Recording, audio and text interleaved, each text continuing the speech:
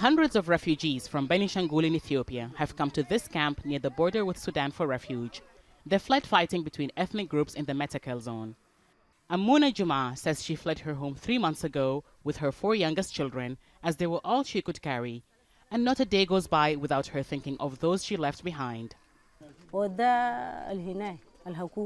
They came and attacked us, the civilians. They came to our village at night and started killing us. People were running in all directions. Parents and children separated from each other. I fled with these ones into the bush. The others fled in the opposite direction. We were in the bush for 15 days as we made our way to here. The camp has been set up as a temporary center for refugees arriving in this region and is one of 3 in Sudan's Blue Nile state that borders Benishangul. Benishangul Gumuz is one of Ethiopia's 9 regions and home to vast arable lowlands and the Grand Ethiopian Renaissance Dam that's set to become Africa's largest hydroelectric dam. Unlike most other regions, in Metakel, the Gumuz are the largest ethnic group, but the ones who fled here say they've been marginalized in their own lands by the Amharas, who moved in from the neighboring highland region. That's led to fighting. At least 300 people have been killed in the region in recent weeks, according to Ethiopia's Human Rights Commission. Both sides have accused the other of violence over the past few years.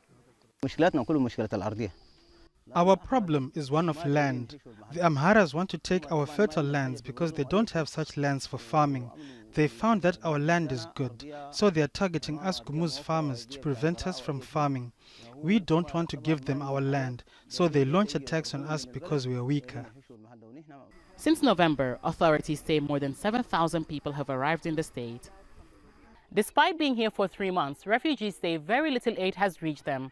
They say most of the assistance they've got so far are handouts from the local community. And some refugees have opted to live with the host communities rather than in these makeshift camps. Authorities also say that more people are arriving every day and that they expect that to continue. As long as fighting continues on the other side, more refugees will come. We're now racing against time because in April it'll be the start of the rainy season where the refugees are already hard to reach. It'll be near impossible by that time. So we've identified a camp, but it's not up yet. We're hoping to set it up and move the refugees in on time so they can get aid easily.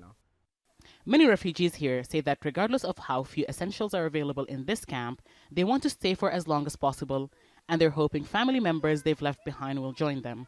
Hiba Morgan, Al Jazeera, Yabajar, on the Sudan-Ethiopia border.